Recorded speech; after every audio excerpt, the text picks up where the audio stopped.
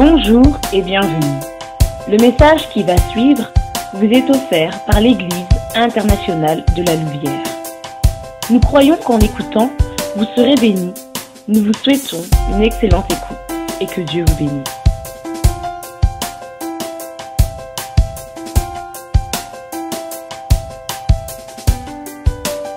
Les attitudes de vainqueurs, c'est déjà important. Nous ouvrons nos Bibles dans le livre de Jean, chapitre 8. Je vous invite à ouvrir vos Bibles dans l'évangile de Jean. L'évangile selon Jean de Jean, à partir du verset de chapitre 8. Nous lisons chapitre 8 à partir du verset 1. Oh, une histoire merveilleuse que nous connaissons tous les lecteurs de la Bible connaissent cette histoire.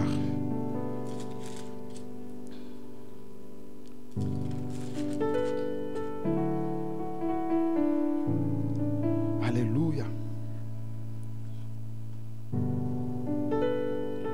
Nous lisons quelques versets avant d'écouter. Nous allons d'abord lire le texte de base.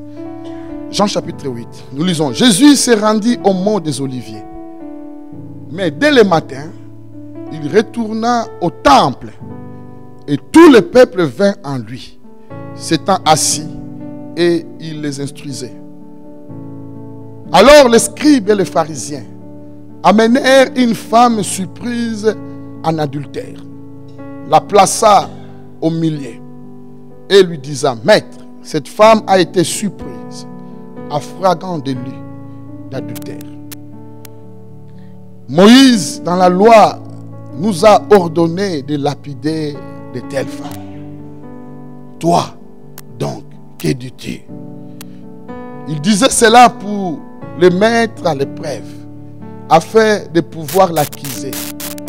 Mais Jésus se baissa et s'est mis à écrire avec les doigts sur la terre. Comme il continuait à l'interroger, il se redressa et leur dit: que celui de vous qui est sans péché lui jette les premières une pierre. De nouveau, il se baissa et s'est mis à écrire sur la terre. Quand ils attendirent cela, ils se retirèrent à un, en commençant par le plus âgé, et il restait seul avec la femme qui était là au milieu. Alors Jésus se redressa et lui dit: eh bien, femme, où sont-ils passés? Personne ne t'a donné condamné. Non condamné. Il répondit: personne, Seigneur. Jésus dit: moi non plus, je ne te condamne pas. Va, désormais, ne pêche plus. Amen. Nous acclamons le Seigneur pour sa parole.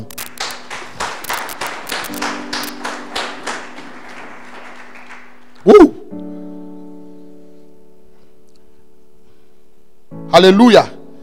Il y a une parole prophétique dans cette histoire. Vous savez, la Bible, quand vous les lisez, il y a toujours une pensée prophétique derrière chaque verset, chaque parole. Alléluia. Et la Bible dit, Luc chapitre 24, verset 44, et nous allons revenir à ça. Jésus lui-même dit que la loi et les prophètes, tous ont parlé de lui. C'est-à-dire de Genèse à Apocalypse, parle de Jésus.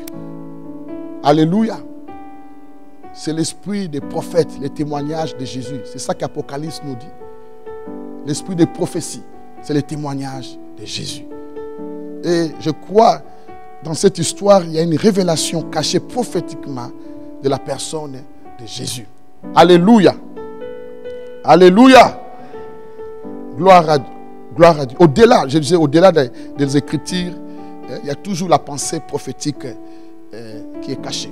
Et c'est ça que nous avons besoin. Quand vous méditez la parole, il faut vraiment avoir l'esprit prophétique. Il y a l'aspect doctrinal et il y a aussi l'aspect prophétique. Alléluia.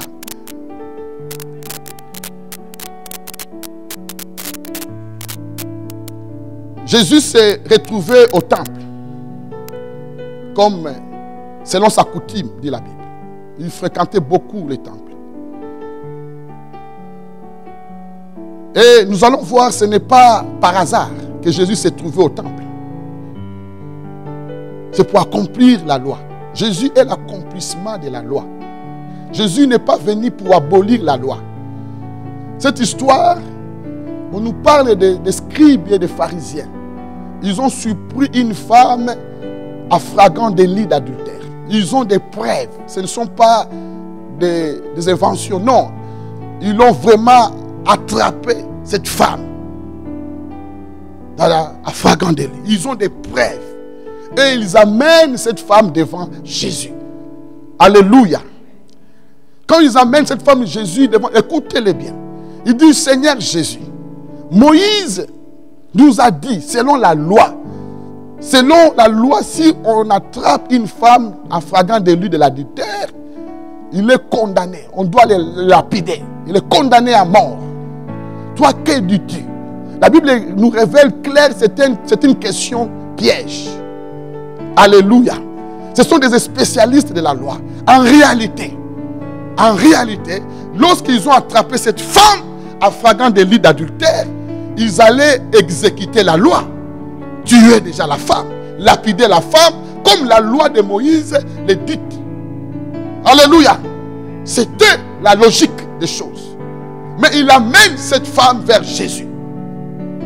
Alléluia. Et Jésus-Christ, la Bible dit, c'est lui l'accomplissement de la loi.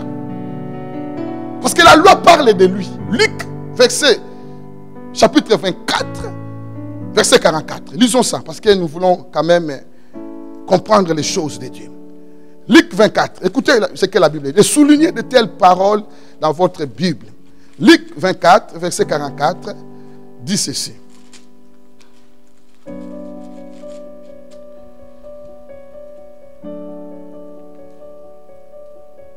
Puis, il leur dit, c'est là ce que je vous disais. Lorsque j'étais encore avec vous, il fallait que s'accomplisse tout ce qui est écrit à mon sujet. Alléluia. C'est Jésus qui parle. Tout ce qui était écrit à mon sujet dans la loi de Moïse et dans les prophètes et dans les psaumes. Alléluia. La présence de Jésus, c'était déjà sa présence. C'était la fin de la loi. Mais les enfants d'Israël, ils étaient encore aveuglés par la loi de Moïse. En réalité, ils amènent cette femme vers Jésus pour que la loi soit accomplie. Parce que c'est lui l'accomplissement de la loi. Luc 24 nous révèle.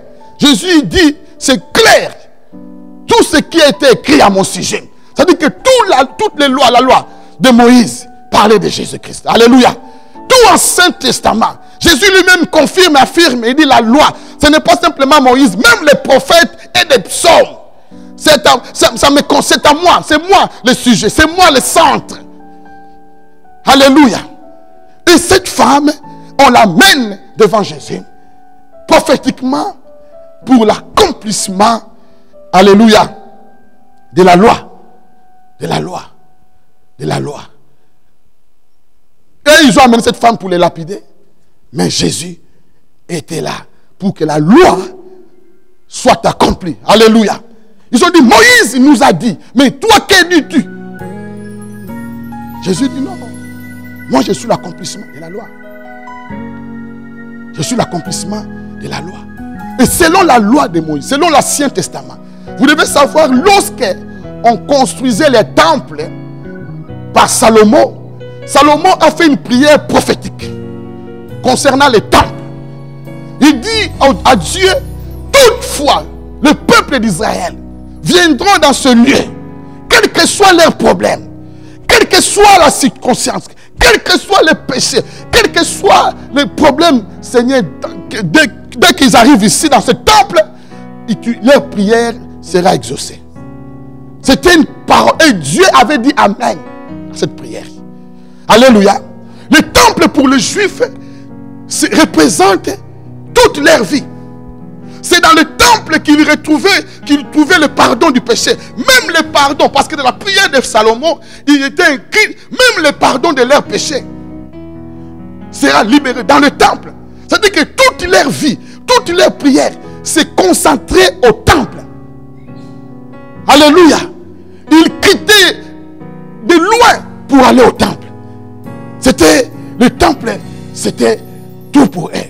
C'est le lieu de la restauration. C'est le lieu de l'exaucement des prières. C'est le lieu où on venait avec des moutons, où le sacrificateur égorgeait les moutons. Et nous connaissons la suite, comment les choses s'est passées, les rituels s'est passé. On versait le sang, on entrait avec le sang jusqu'à dans les lieux très saints. Pour que la personne reçoive. Le temple, c'est toute la vie des enfants d'Israël. Leur prière, leur vie est concentrée au temple. Et nous voyons que Jésus, il se trouve au temple. Alléluia. Ce jour-là, ce n'était pas un hasard.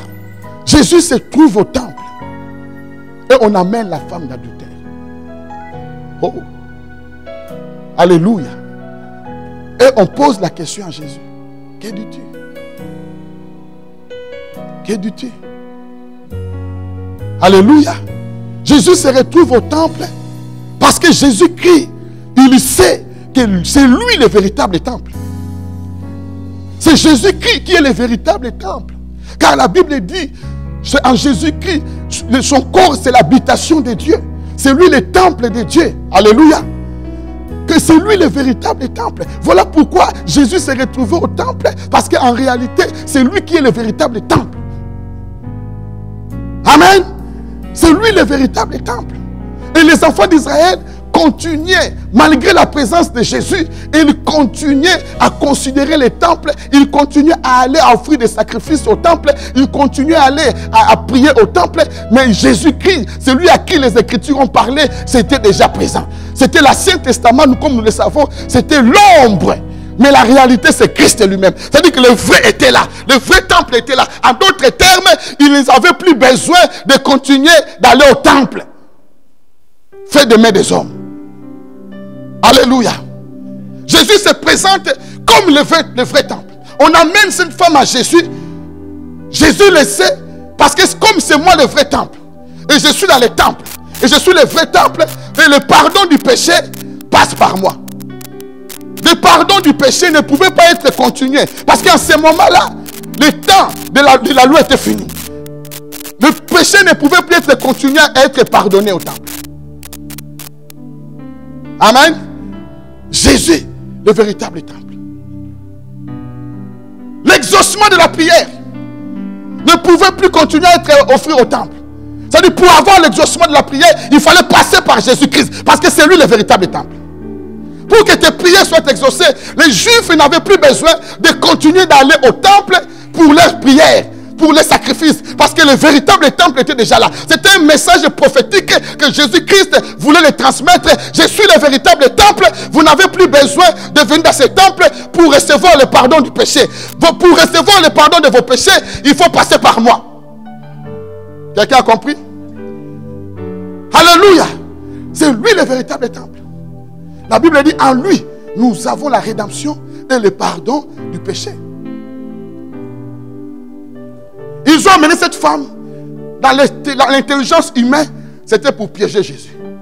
Mais, prophétiquement, dans la souveraineté de Dieu, alléluia, c'était pour que le péché de cette femme soit pardonné. Et ils ont amené pour condamner, pour voir qu'est-ce que Jésus va dire. Mais ils amènent cette femme devant le véritable temple. Lui-même le temple de Dieu. L'habitation de Dieu. Et les Juifs ne comprenaient pas. C'est pourquoi Jésus disait aux Juifs, détruisez ce temple, je le rebâtirai après 3 jours. Parce qu'ils n'avaient plus besoin de ce temple-là. Alléluia. Ce temple ne représentait plus rien. Parce que je suis, moi le temple du ciel, je suis là. Ce temple ne représente plus rien. Et les temples avaient toujours de l'importance dans leurs yeux.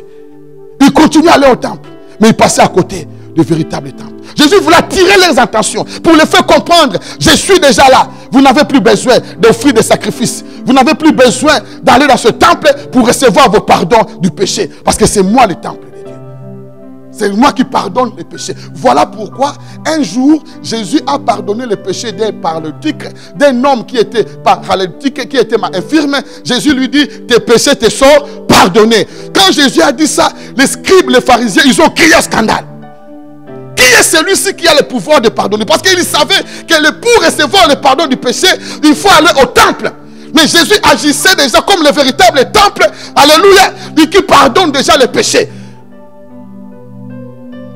Alléluia. C'est en lui, bien-aimé. Nous n'avons plus besoin. C'est ça le message que Jésus voulait passer.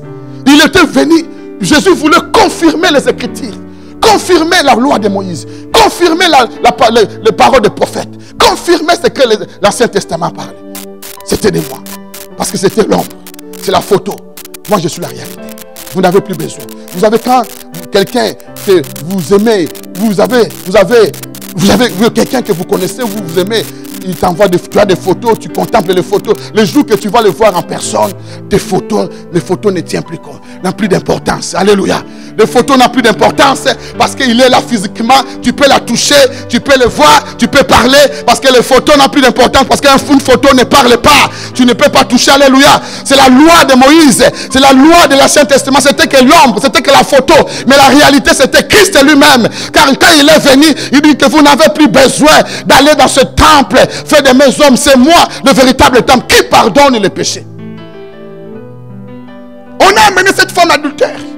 Il devait d'abord le lapider selon la loi. Mais on l'a amené vers Jésus, le véritable temple. Jésus était dans le temple parce que c'est lui, le véritable temple. C'est lui qui pardonne les péchés. Frères et sœurs, c'est en lui qu'on a le pardon du péché. C'est en lui. Éphésiens chapitre 1. En lui, nous avons la rédemption. C'est-à-dire le rachat. Et le pardon du péché. Alléluia. Alléluia. Vous n'avez pas besoin de cérémonies. Vous n'avez pas besoin d'autre chose pour recevoir le pardon du péché. C'est en Jésus. Quand vous avez Christ en vous, vous avez cru en lui, vous avez reçu le pardon de vos péchés. Alléluia. C'est un don que vous avez bien aimé. Un chrétien, une chrétienne, quand tu connais la puissance, la révélation, la vérité sur le pardon de tes péchés, tu es libéré de culpabilité. Tu es libéré. J'ai rencontré des chrétiens, j'ai rencontré des personnes qui ont du mal à accepter que leurs péchés sont pardonnés. Parce que la religion nous a conduit en erreur. La religion nous a montré autre chose. La religion nous a montré par les œuvres pour obtenir ce que les catholiques appellent la pénitence. Des sacrifices. Vous voyez à la télévision, il y a d'autres nations. Ils ont des périodes, des saisons où ils font des rituels pour que les péchés soient pardonnés. Je vois en Irak, il y a une tribu qui fait des choses, qui fait des incisions dans leur corps, qui frappe, qui se blesse. Pour tout ça, pourquoi? Pour qu'ils aient pardon, leurs péchés soient pardonnés. Alléluia. Vous voyez les gens qui font des jeûnes, des mois, des ramadans. Tout ça pourquoi? Pour devenir purs devant Dieu. Ça, c'est la religion, c'est la foutaise. La bonne nouvelle, frères et sœurs, en Jésus-Christ, dès que vous avez cru en Jésus, en lui, vous avez reçu le pardon de tous vos péchés. Tout. Et croyez à ça. Comme tu crois, tu respires. Crois facilement. Que personne ne te trompe. C'est un don gratuit. Ce n'est pas un droit. Vous savez, c'est le problème, c'est la gratuité. La facilité des choses. On n'est pas habitué à la gratuité. On n'est pas habitué à les choses faciles. On veut toujours recevoir des choses pour qu'on a payé, on a fait quelque chose. On n'est pas. C'est ça les choses de Dieu, ça nous échappe. Les bénédictions de Dieu nous échappent. Parce que tout est grâce. Tout est grâce. Alléluia. Tout est grâce. Reçois le pardon du péché par Jésus-Christ. La Bible dit, si nous confessons nos péchés, il est juste et fidèle pour nous pardonner. Quand Dieu dit pour nous pardonner, et Hébreu dit, il ne se souviendra plus jamais. Dieu, quand il pardonne, il ne se souvient plus. C'est comme si la chose n'a jamais arrivé. Ne s'est jamais passé. C'est fini. Alléluia. Tu reçois. C'est lui le temple. C'est lui qui nous donne le pardon du péché. Le pardon du péché. C'est un don qu'on reçoit de Dieu. Cette femme, les gens sont venus l'amener vers Jésus pour la condamner. Avec des condamnations et avec des preuves. Dieu m'a dit, c'est avec des preuves. Des preuves. Ils avaient des preuves à l'appui. Ils avaient des habits de cette femme. Il dit non, peut-être que tu vas pas, c'est faux. Mais voilà ses habits. Alléluia. On l'a attrapé. Il dit voilà les habits. L'homme a fui. Mais lui on l'a attrapé. Ils avaient des preuves. Ils les amènent vers Jésus-Christ, le justifié. C'est lui la véritable justice. Jésus, là où les gens condamnent, les accusations, Jésus a rendu cette femme justice. En fait, la justice de Dieu, c'est acquittement. Cette femme a été acquittée de toutes les charges qui pesaient sur lui. Tu es acquitté de toutes les charges qui pesaient sur toi. C'est ça la justice, rendre justice.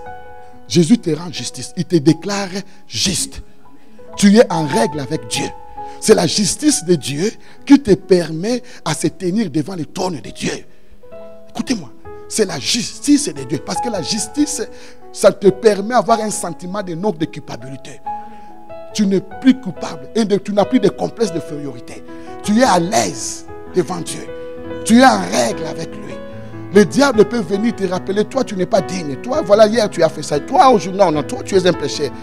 Jésus dit non, acquitte-moi. Alléluia. Tu es justifié. Les péchés te sont pardonnés. Et je suis en règle. Alléluia. Cette femme était acquittée, justifiée. Jésus dit, moi, si je ne te condamne pas, toutes les accusations sont tombées en l'eau. Vous voyez la justice, quand on acquitte quelqu'un, il est relaxé, libre. Alléluia. Alléluia. C'est là la révélation de Jésus, qui est le véritable temple, qui s'est trouvé dans le temple. Il voulait que le peuple d'Israël, qu'il comprenne, ça cessait d'aller au temple, cessez d'offrir des sacrifices au temple, cessez d'aller chercher l'exaucement au temple, parce que c'est moi le vérité. Je suis venu, c'est lui, la personne sur qui la loi parlait, les Écritures parlaient, c'est moi l'accomplissement de la loi. Allez, tournez vos regards vers moi. Mais la Bible dit qu'ils étaient toujours aveuglés. La Bible dit chaque fois qu'ils lisaient Moïse, ils étaient aveuglés. Ils continuaient à lire Moïse. C'est pourquoi ils ont dit à Jésus, Moïse nous a dit. Moïse nous a dit. Moïse nous a dit dans telle situation on doit lapider. Moïse nous a dit dans telle situation on doit se divorcer. Parce que Jésus a dit non. C'est moi l'accomplissement. Alléluia. Alléluia. C'est en lui. Tu n'as plus besoin.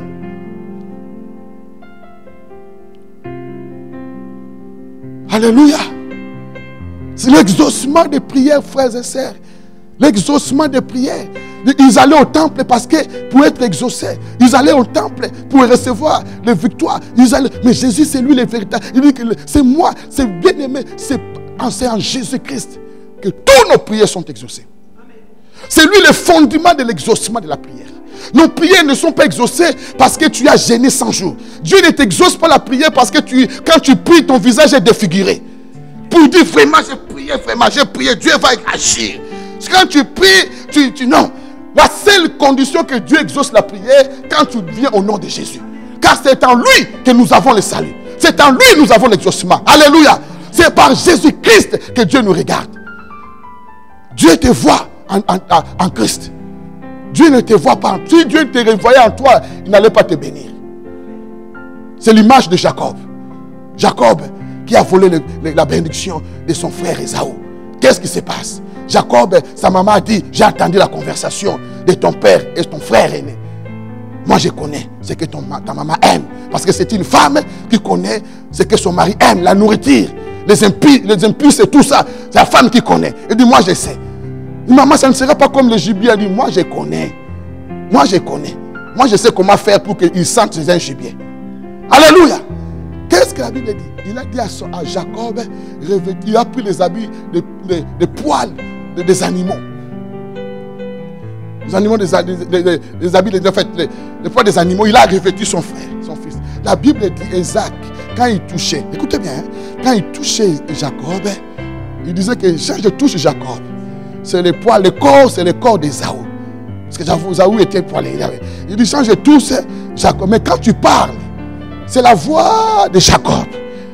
Mais moi, je vous dis sincèrement, un bon papa qui a le discernement, qui connaît bien ses enfants, il a dit, non, toi, tu es vraiment Jacob. Tu n'es pas Ésaü. Parce que tu parles comme Jacob. Malgré ça, elle a quand même béni. Alléluia. Ça, c'était l'image de la personne de Yeshua Mashiach. Quand nous nous approchons de Dieu, nous revêtons Christ à nous. Quand Dieu te voit, il voit Jésus, et il écoute ta voix, il dit ça c'est la voix de Clary. Mais quand je te vois, je vois Jésus. Malgré tes fautes, malgré toi, il te bénit quand même, parce qu'il voit en toi, tu es revêtu la personne de Christ. Alléluia. C'est ça que Dieu nous touche. Il nous voit à travers Jésus. C'est en lui, tout passe par lui. En dehors de lui, il n'y a pas de bénédiction. L'exaucement de prière passe par Jésus. Il n'y a aucun saint qui peut t'exaucer. Tous ceux qui prient des saints, ils prient en réalité des démons. Saint Marguerite, Saint Antoine, Saint Pierre, Saint tel. Alléluia. Fini le temps des saints. Aucun saint ne peut t'exaucer. Il n'y a qu'un seul saint connu au ciel. Le Saint des Saints, devant qui les 4 êtres vivants se prosternent et puis proclament Saint, Saint, Saint et l'Éternel des armées. Il n'y a qu'un seul, c'est qui n'a pas connu le péché. Il n'y a que lui seul qui n'a pas péché. Il a le pouvoir de nous donner l'exaucement de la prière. Peu importe ton problème, quoi l'exaucement de la prière? Quoi que tes prières écoutées au ciel? Bien aimé, c'est une foi, c'est ça, de croire que Dieu exaucera ma prière. Ne dépendant pas de toi. Ne base pas sur toi. C'est ça que les gens viennent avec des doutes. Est-ce qu'un gars vraiment, moi vraiment, non, lui bien, lui tel, elle est consacrée, lui vraiment il prie beaucoup. Non, ce n'est pas à base de ça. Il y a une seule base que Dieu exauce la prière. C'est par Jésus-Christ de Nazareth. Alléluia. Et Jésus a dit, tout ce que vous demanderez à mon nom. Alléluia. Tout ce que tu demanderas en son nom. Il a dit tout. Alléluia. Si tu demandes une nation en son nom, il te donnera une nation. Si tu demandes une villa, il te donnera une villa. Tout ce que tu lui demanderas. J'ai dit tout. J'ai dit à quelqu'un, tout ce que tu lui demanderas. Il a dit tout. Il n'a pas dit quelque chose, quelques-unes des choses. Mais il a dit tout ce que tu me demanderas. Qu'est-ce que tu attends de la part de Dieu? Si tu demandes au nom de Jésus, tu l'auras. Tout ce que vous demanderez à mon nom. À mon nom. Je le ferai. Il s'engage. Quand tu demandes à son nom et tu as foi en lui, tu obtiendras. Tu obtiendras. Parce que tout est en lui. C'est lui le véritable temple. C'est lui le véritable. C'est lui qui offre le pardon. Les Juifs devaient savoir qu'ils n'avaient plus besoin de continuer à aller offrir des taureaux, continuer à offrir des animaux. Parce que Jésus-Christ était là. En fait, Jésus avait plus mal au cœur. Amen. Jésus avait mal. Chaque fois, il voyait des Juifs passer. Où est-ce que vous allez? Non, on va au temple. Avec des moutons. Mais il dit, mais moi je suis là. C'est moi le véritable sacrifice. Alléluia. L'ironie d'histoire. On dit ironie d'histoire. Mais devant Dieu, il n'y a pas d'ironie d'histoire. Devant Dieu, c'était prévu. Il y a prophétique. Vous savez, le jour où Jésus était crucifié à la croix, le jour où on crucifiait Jésus, c'était la Pâque. Selon la Pâque, les Juifs devaient aller tous au temple, aller offrir des sacrifices, des animaux. Alléluia. C'était le jour de la Pâque. Et c'était un jour où on va au temple pour offrir encore des sacrifices. Mais comment ces choses se passaient? C'était les jours là qu'on crucifiait Jésus. C'est-à-dire qu'ils ont oublié. Et ils ont oublié qu'aujourd'hui c'est la Pâque, on doit se trouver au temple. Comme c'était l'histoire de Jésus a attiré tout le monde, ils ont dit non, allons voir cet homme de Galilée. Ils sont allés tous à la croix. Alléluia. Regardez comment Jésus a été crucifié, frappé. Mais en réalité, c'était le véritable sacrifice qui était offert au Père. C'est pourquoi Dieu le Père ne pouvait pas accepter d'autres sacrifices. C'est-à-dire que Jésus-Christ lui-même, le seul véritable sacrifice. Ces jours-là, il ne pouvait pas avoir d'autres sacrifices à Jérusalem. Parce que le véritable sacrifice de Dieu qui ouvre le ciel a été offert pour toute l'humanité. Et ils ont dit, ils ont oublié. Mais Dieu a dit, ce n'est pas l'oubli. Parce qu'il n'y a qu'un seul sacrifice qui est agréé. Depuis ces jours-là, Dieu ne prend plus plaisir au sacrifice des animaux. Dieu ne prend plus plaisir au sacrifice humain. C'est le seul sacrifice que le Père a agréé au ciel. C'est son Fils Jésus-Christ. Alléluia. Alléluia. Il n'y a pas d'autre sacrifice. C'est le seul sacrifice. Rien ne peut remplacer le sacrifice de Jésus. Ni le jeûne. Ne jeûnez pas pour dire que je me suis sacrifié. Dieu va m'exaucer. Parce que j'ai beaucoup gêné quand même. Zamba Moni, j'ai fait 3 jours sans manger, sans boire. Il va m'exaucer. Non! Ça, tu mortifies ton chair pour rien. Le jeûne a une autre importance. Très important. Ne dis pas non, comme Dieu me voit vraiment, je me donne beaucoup pour lui. Il va quand même agir. Parce que je suis toujours là au temple. Je suis là à la répétition. Je suis toujours là. Même quand il n'y a personne, moi je suis là. Dieu va vraiment agir. Non! Ça, c'est l'obéissance. Dieu va te bénir. Mais à aucun moment, tout ce sacrifice ne peut remplacer le sacrifice de Jésus-Christ. Acclame le Seigneur. Alléluia! Nous approchons de lui par le saint sacrifice. Et il nous agrée, il nous accepte par le sacrifice de Jésus-Christ. Alléluia. Il nous bénit. C'est pourquoi, bien-aimé, vous allez voir quelqu'un vous critiquer, vous calomnier, vous parler mal. Il avance toujours dans le Seigneur. Parce que Dieu ne tient plus compte de ces choses-là. Dieu voit Jésus. S'il est en règle avec Jésus, il dit oui, continue à marcher avec moi. Je te bénirai. Alléluia. Le seul sacrifice que Dieu agrée, qui parle, que Dieu agrée, c'est le sacrifice. Le véritable temple. C'est pour ça que Jésus disait, détruisez ces temples, je les rebâtirai en 3 jours. Parce que vous n'avez, en d'autres termes, en vérité, vous n'avez plus besoin de continuer à aller à ces temples. Parce que ça ne sert plus à rien. Parce que moi, je suis là le véritable. Alléluia. Alléluia. Quand le pouls sera là, ils sont venus dire à Jésus, tes disciples ne gênent pas. Nous, nous gênons tout ça, mais elles ne gênent pas. Il dit, mais comment vous voulez qu'ils gênent? Parce que quand le pouls est là, moi je suis là l'accomplissement de la loi. Ils sont rassasiés de moi. Ils sont bénis par moi. Quand je ne serai pas là, ils vont gêner. Mais quand que je suis là, moi-même, je suis là en personne, en chair et en os. Mais non.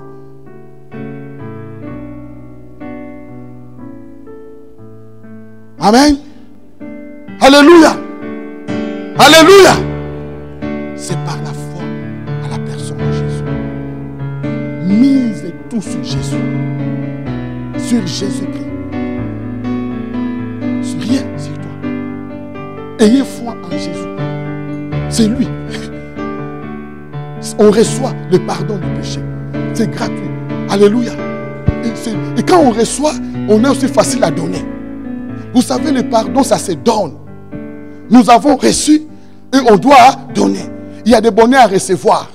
Quand nous avons reçu, on peut donner. Tous ceux qui, écoutez-moi, tous ceux qui ont reçu le vrai pardon de Dieu et qui ont cru que Dieu les a pardonnés de leurs péchés, ils ont la facilité de donner le pardon aux autres. Amen. Amen. Quand tu vois quelqu'un qui a du mal à donner le pardon, c'est ça qui n'a pas encore reçu le pardon de Dieu. Le pardon de Dieu. Vous voyez cette parabole où Jésus il s'est fâché contre quelques personnes, il disait que vous, on vous a pardonné facilement, mais tu es dur avec ton frère. Tu es dur avec ton frère. On parle d'un homme qui avait des dettes à rendre à son maître. Le maître a dit non, je te laisse.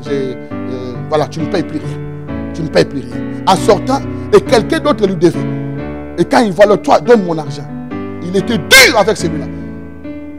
Au point que le maître a eu cette histoire, il dit, mais toi, moi, j'étais libéré. Pourquoi tu ne peux pas libérer aussi l'autre?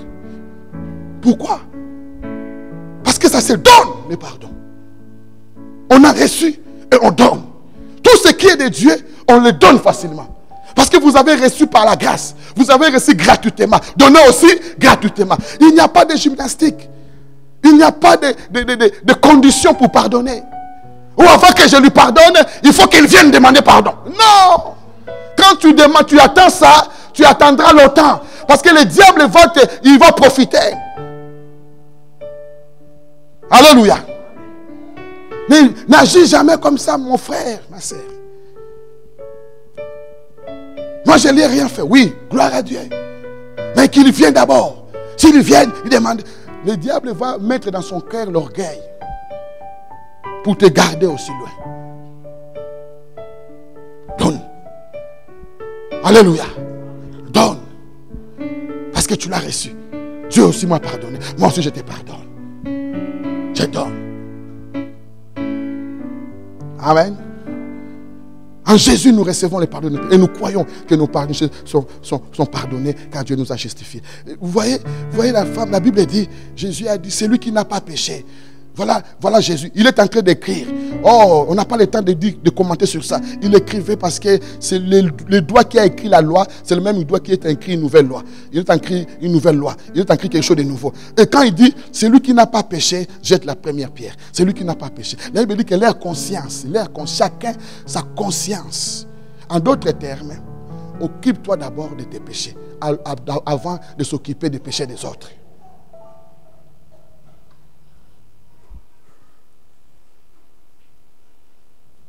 Voilà Jésus qui voulait dire. Et ils ont compris. Et ils ont compris, frère Gauthier. Ces gens-là ont compris.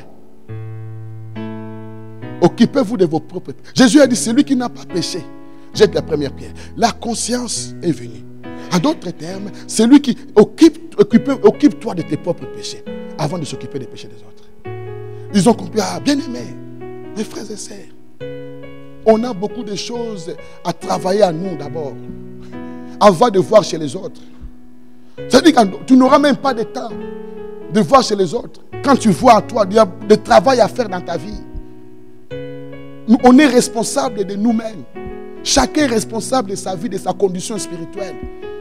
Tu ne diras pas devant Dieu, Seigneur, si je suis comme ça, c'est parce que je me... Non, Dieu a placé personne comme gardien de l'autre. Chacun est responsable devant Dieu. C'est un Dieu de responsabilité. Alléluia. Chacun doit s'occuper d'abord de lui. Même s'il fait comme toi, occupe-toi de ce qui est à toi. C'est pourquoi dans la vie chrétienne, les chrétiens tournent en rond. C'était, comment dirais-je, un piège de l'ennemi. De l'ennemi. On n'a pas le temps de s'occuper soi-même. David a dit, Seigneur, sonde mon cœur. Examine-moi. David, sonde mon cœur. Examine-moi. Regarde si je suis dans la bonne voie ou dans la mauvaise. Voilà la prière de quelqu'un qui veut s'occuper de lui-même. Alléluia. Alléluia. Il faut apprendre d'abord en toi. Tu n'as plus le temps. C'est beaucoup d'énergie de s'occuper des autres. Tu dois dépenser beaucoup d'énergie. Et ils sont partis. Ils étaient sages. Ils sont partis. Pour dire, chacun va dire, moi je dois m'occuper de mes mensonges. À partir de oh, moi je dois m'occuper de vols. Oh, moi je dois m'occuper de l'orgueil. Oh non, moi je dois m'occuper. Moi tu me connais, je suis colérique. Hein? Je dois m'occuper de la colère. Traite d'abord ton péché. Quand tu as fini, tu peux maintenant s'occuper des autres. Mais je vous dis sincèrement, pour finir, c'est grave. C'est que Jésus reviendra, tu traiteras toujours. Alléluia. Alléluia. La responsabilité, Dieu nous responsabilise. C'est un Dieu de la responsabilité. C'est un Dieu qui nous fait confiance. C'est un Dieu, vous voyez, le parabole des talents. Il donne 5 à l'autre, 3, et il part. Lui, le maître, s'en va. C'est la responsabilité. Gérez-la comme vous voulez. Mais j'attends les résultats. Il n'est pas là derrière nous. Comment tu as fait? Je t'ai donné 5 talents. Qu'est-ce que tu as fait avec? Non, la Bible dit, le maître s'en va. Il est venu qu'à la fin. Et le maître s'en va. La responsabilité. Un Dieu qui veut un peuple, des enfants mûrs, qui sont responsables, qui savent gérer les conflits, qui savent gérer les problèmes. La Bible dit, bien aimé, c'est la Bible qui dit, l'apôtre Paul parle, il dit aux chrétiens, c'est une honte que vos problèmes, vos affaires, vous êtes en train de régler vos problèmes les païens. Les chrétiens ont des problèmes et ce sont des païens qui viennent régler, ou bien parce qu'ils parlent aux païens. La responsabilité, maturité, c'est que quand on arrive à résoudre les problèmes, ça c'est l'une dimension de la maturité spirituelle. Quand on a la maturité, on peut régler des conflits. Alléluia. Ça c'est la maturité. La maturité. Parce qu'on est responsable. Chaque enfant de Dieu est responsable. Il ne faut jamais dire que moi, ça fait une année, je suis dans les chrétiens. Je suis encore bébé. Non.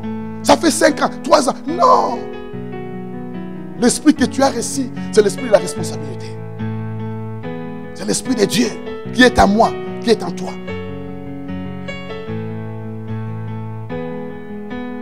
Amen.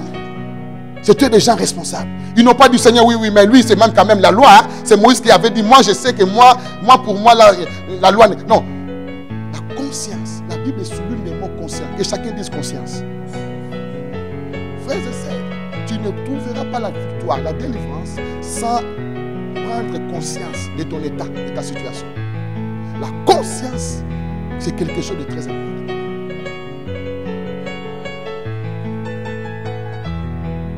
Alléluia. La conscience.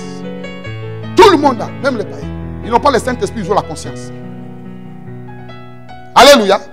C'est pourquoi un païen peut te demander pardon. Il demande pardon. Ils n'ont pas le Saint-Esprit. Il peut s'excuser. Il peut se reprocher.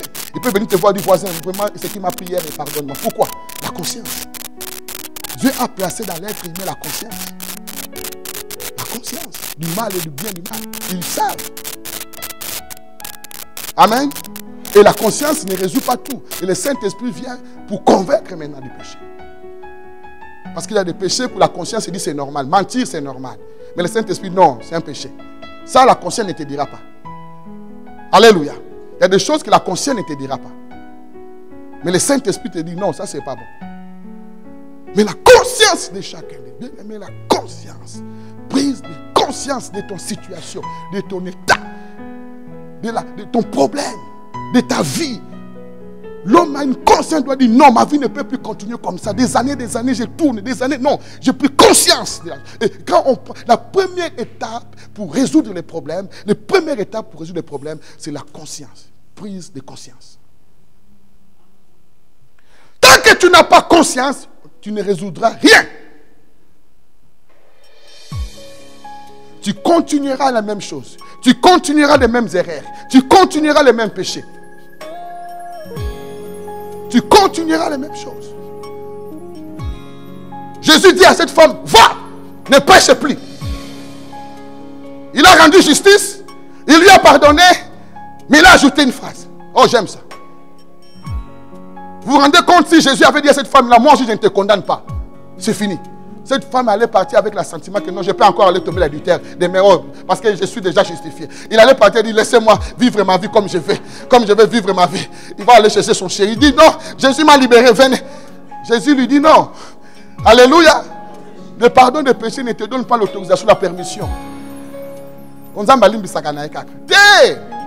Dieu pardonne. Nous les chrétiens,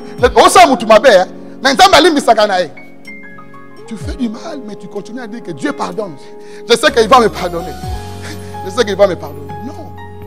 Tu voles, tu sais que Dieu va te pardonner. Et qu'est-ce que ça va faire? Il pardonne tous les péchés, non? Non. Va, ne pêche plus. Pas ne pêche pas, mais ne pêche plus. Mais reviens, ne tombe plus. Parce que si tu viens, tu donnes encore le droit au diable de te toucher. Alléluia. Alléluia. Le péché donne le droit à l'ennemi d'agir, de nous attaquer, de nous atteindre. Ça nous affaiblit spirituellement. Alléluia. Va, ne pêche plus. Frères et sœurs, c'est la conscience est très important, que Dieu doit réveiller votre conscience. Mais lorsque votre conscience est réveillée, tu as pris conscience des choses, mais tu n'arrives pas à t'en sortir. Malgré que tu as pris conscience, c'est là où maintenant intervient la délivrance. C'est là où on dit maintenant il y a un lien. Quelque chose qui est plus fort que toi. Ça te domine.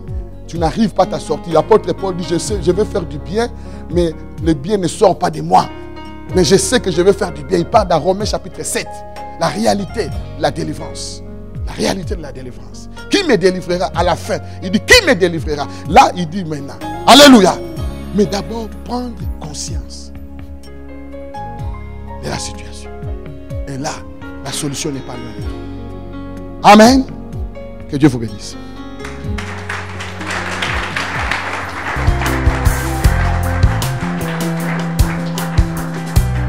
Nous allons prier.